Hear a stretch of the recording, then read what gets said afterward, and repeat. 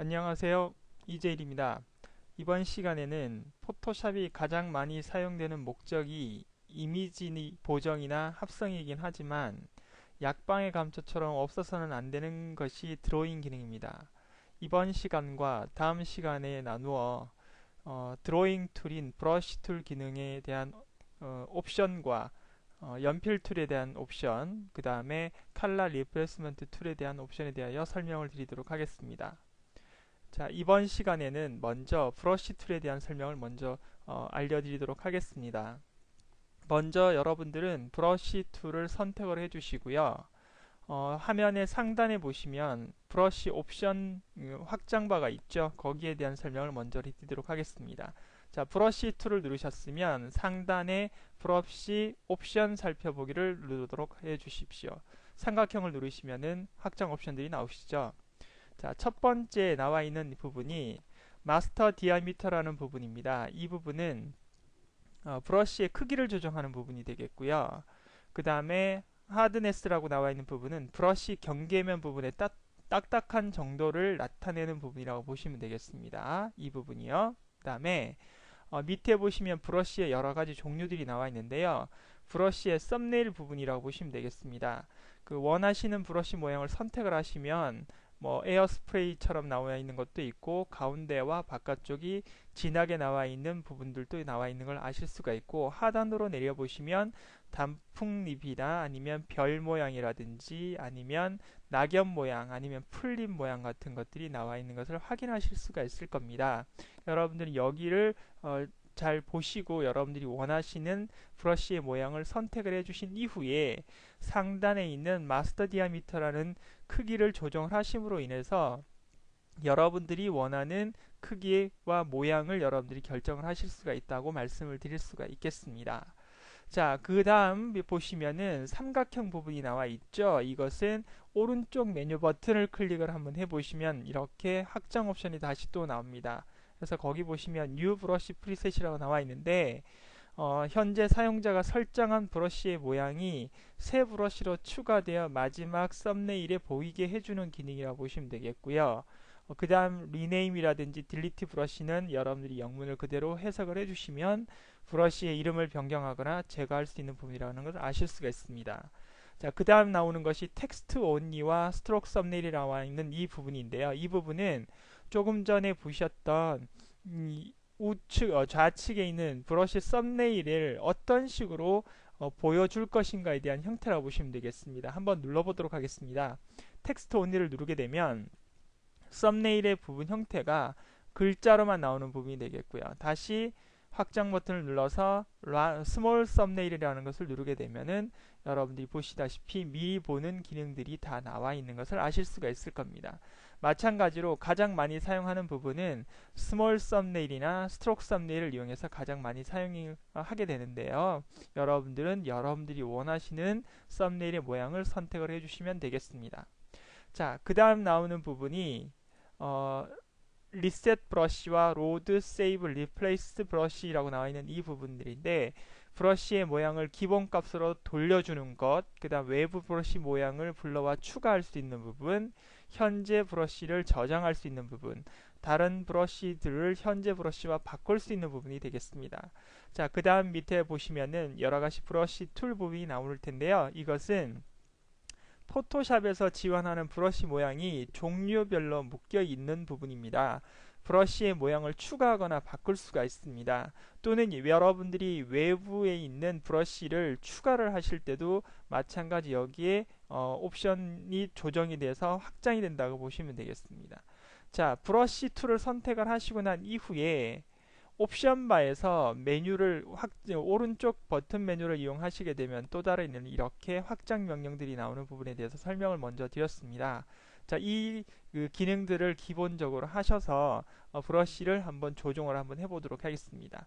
자, 저는 이미지를 하나 열겠습니다. 자, 브러쉬를 선택을 해주시고요. 적당히 모양을 조절해 주시면 되겠습니다. 크기와 모양을 여러분들이 결정을 해 주시고요. 저는 검정색이 아닌 빨간색으로 채색하기 위해서 정경색 아이콘을 눌러서 빨간색으로 변화를 시켰습니다. 자, 그런 다음에 브러쉬의 크기를 다시 좀 조정을 하고 그 다음에 드로잉을 한번 해보겠습니다. 이미지를 리터칭을 해보겠습니다. 손바닥 모양이 이렇게 웃음이 있는 이모티콘을 한번 넣었습니다. 자, 이렇게 여러분들이 브러쉬를 사용해서 이미지를 리터칭을 하거나 아니면 새로운 창에서 여러분들이 브러쉬를 이용해서 드로잉을 할 수 있는 그런 툴들이 브러쉬 툴이다, 이렇게 말씀을 드릴 수가 있겠습니다. 자, 그런데 제가 조금 전에 설명을 드렸던 부분들은 브러쉬에 관련된 명령인데요. 확장 옵션에는 이 브러쉬뿐만 아니라 모드나 오파시티, 팔로우, 그 다음에 그 에어스프레이 부분이 있으니까 여기에 대한 설명도 이 이미지를 이용해서 한번 설명을 드리도록 하겠습니다. 자, 첫 번째 설명을 드렸던 부분은 브러쉬의 크기나 딱딱한 정도, 모양을 설정하는 아이콘이라고 설명을 드렸고요.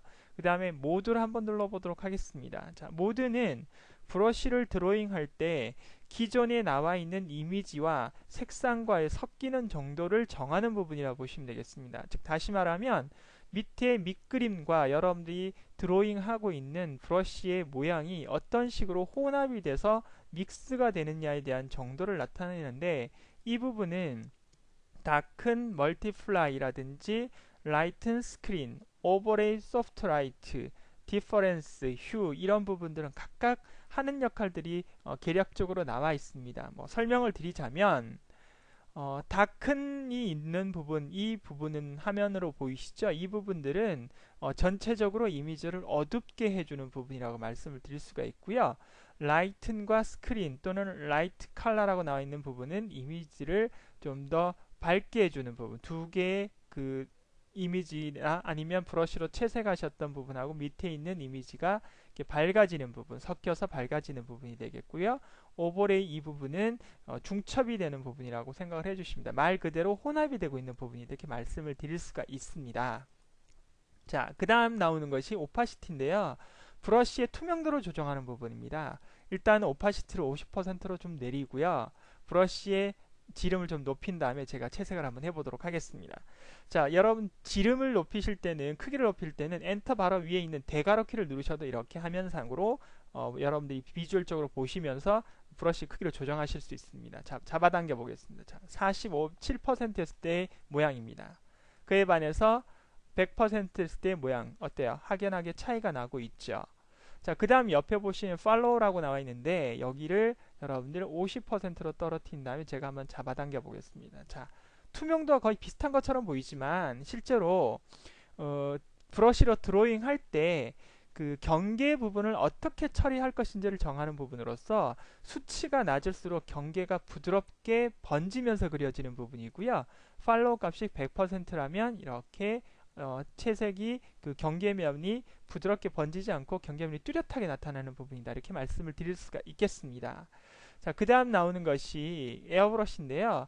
이미지에서 마우스를 오래 누르고 있으면 점점 퍼지면서 크게 그려지게 해주는 기능이라고 보시면 되겠습니다. 그래서 이렇게 점점 커지는 기능들을 보실 수가 있습니다. 형태가 원클릭을 하지 말고 왼쪽 버튼을 계속 누르고 계시면 그 우리가 화선지에서 먹물이 번지는 듯한 효과 같은 모양을 만들어 내실 수가 있겠습니다.